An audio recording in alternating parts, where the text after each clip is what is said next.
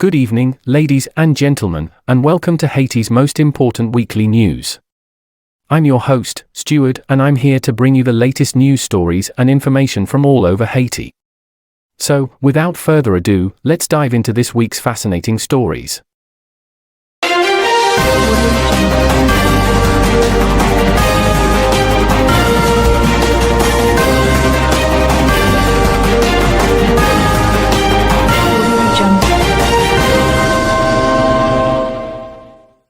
Haiti declined Thursday to join neighboring Dominican Republic in reopening a key commercial border crossing, leaving some trade at a standstill and prolonging a diplomatic crisis over the construction of a canal on Haitian soil. Dominican President Luis Abinadar had closed all borders including the crossing at the northern Dominican city of Dajabon for nearly a month to protest the construction of the canal, which he says violates a treaty and will take water needed by Dominican farmers. Haiti says it has the right to build the canal and that it's urgently needed because of a drought. Abinadar's government partially reopened the borders on Wednesday, including the one at Dajabon, home to a key market for commerce between the countries, but allowed only limited trade and kept a ban on Haitians entering the Dominican Republic for work, school, tourism or medical issues. He also kept a ban on issuing visas to Haitian citizens. Haiti declined to follow suit at its gate in the nearby community of Ouanaminthe, and its government did not immediately state a reason. But Moise Charles Pierre, a delegate for Haiti's northeast region, told the Associated Press that the Dominican side needed to apologize and resume full border operations. Abinadar needs to respect the Haitian people and apologize publicly, Pierre said. Meanwhile, the two other border gates at Elias Pina and Independencia have opened on both sides. The canal in Haiti aims to divert water from the Massacre River that runs along the border on the island of Hispaniola that both countries share. Haiti's government has said farmers urgently need the water to quench a drought that has killed crops in the region. Abinadar has said that construction of the canal violates a 1929 treaty and would affect local farmers and nearby wetlands. On Thursday, former Haitian Prime Minister and presidential candidate Claude Joseph issued a statement rejecting allegations by a Dominican ambassador that he had ordered work on the canal in order to provoke a crisis with the Dominican Republic. However, Yorspe insisted that Haiti has the right to build the canal. Since Wednesday's partial reopening at Dajabon and other border cities, vendors on the Dominican side are limited to selling goods like food and medicine, and are barred from selling construction items such as concrete and metal rods. Dominican officials maintain that sale of such items would aid construction of the nearby canal. Pierre, the Haitian official, said that in addition to keeping the border closed, authorities are working on a plan that would allow Haitian vendors to recover their wares stuck in the Dajabon marketplace since the closure. On Wednesday, a pre-dawn fire erupted at the marketplace in Dajabon, with 26 of 28 stalls destroyed belonging to Haitians, according to Dajabon Mayor Santiago Riveron. Authorities are investigating what caused the fire. Meanwhile, Riveron said he met with Haiti's consul in Dajabon, and expected to meet later with the Haitian mayor of Ouanaminthe to talk about the fire and the border reopening. For Venezuelan Jennifer Serrano, $1,000 is a fortune beyond reach. Without it, she has no hope of continuing with her 3 children and husband on the long road to the US. She has to gather the money in Colombian pesos because the devalued bolivars of her native Venezuela don't add up. Her children, aged 9, 8 and 5, are constantly throwing up, sick with diarrhea and the flu from living in plastic tents on the beach of Necoclí, a coastal Colombian town near the Darien jungle that forms the natural border between Colombia and Panama. They arrived 2 months ago and for now see little chance of leaving. We didn't know it would be so expensive. They had told me it would cost 160,000 pesos, $37, to travel through the Darien, and we brought no more than 400,000 pesos, $93. And that's gone to food and the children have gotten ill, said Serrano, 29. Her situation isn't unique in Necoclí.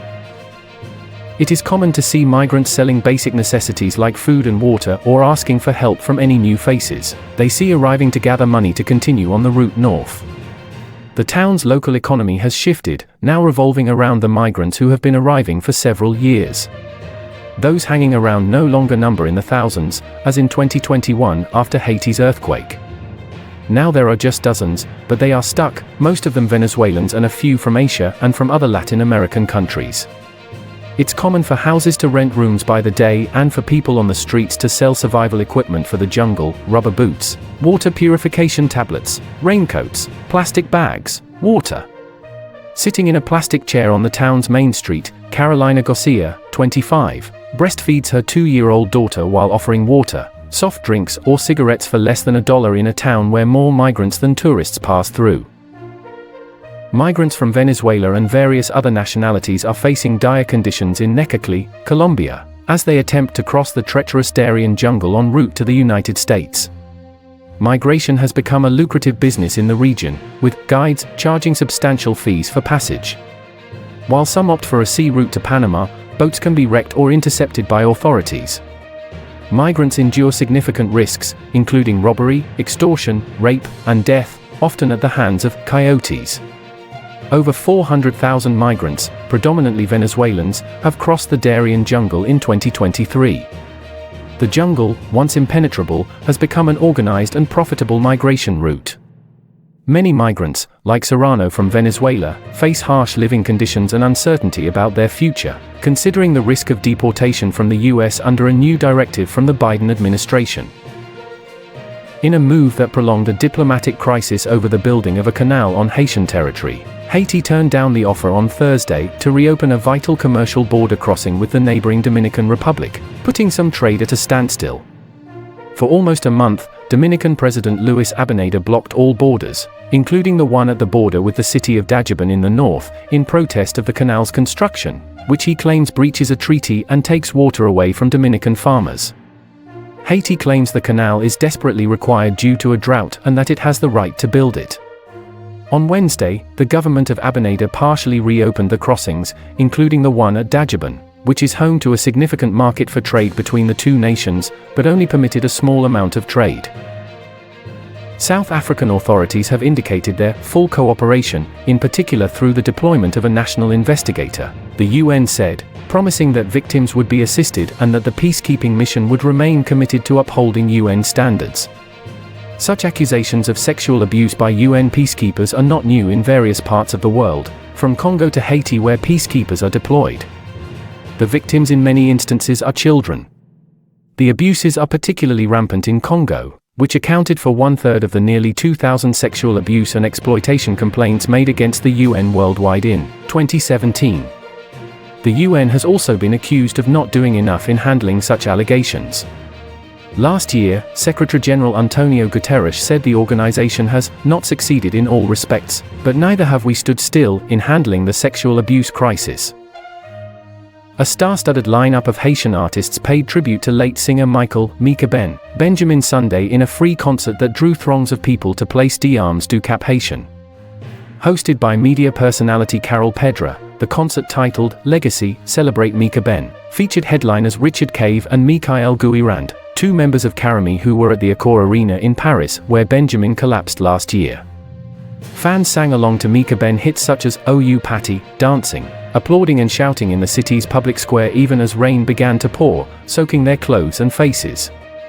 Other artists close to Benjamin also performed, among them Fabrice Rouzier and Joseph, Zenny. A famine monitoring group released a report saying the latest border closure crisis between the Dominican Republic and Haiti has had limited consequences on food insecurity because Haiti has multiple sources of food this time of year. The Famine Early Warning Systems Network, FuseNet, which specializes in providing early warning and analysis on acute food insecurity around the world, said October 12 that the closure has limited impacts, because products imported from the Dominican Republic have relatively limited importance in the typical Haitian diet. Canada's Justin Trudeau has renewed his country's support for the Haitian National Police, PNH, during the first Canada-CARICOM summit, where Caribbean leaders spoke out about criminal acts in Haiti spilling over into their countries. The Caribbean leaders said they hope these discussions around the political and humanitarian crises in Haiti can help end the gang violence that threatens to spread across the Caribbean. We have seen an explosion in the use of illegal weapons and ammunition on a daily basis, Trinidad and Tobago Prime Minister Keith Rowley said. Almost every Caribbean state sees gangs better armed than the police.